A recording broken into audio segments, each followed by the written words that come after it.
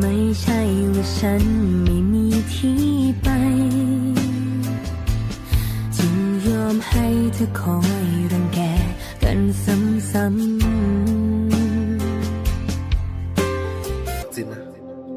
เรื่องราวมันมีอยู่ว่าเหมือนกับในละครแต่มันเป็นเรื่องจริงๆในทุกฉากทุกตอนและฉันก็เป็นเพียงตัวตลกที่ทำได้คือ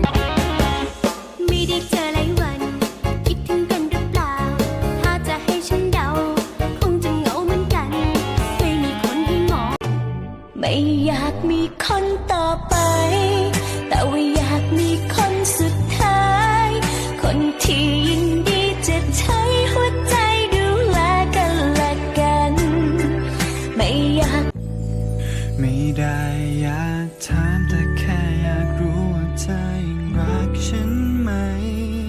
อยู่ใกล้แค่นี้แต่เหมือนเธอนั้นห่างไกลแสนไกล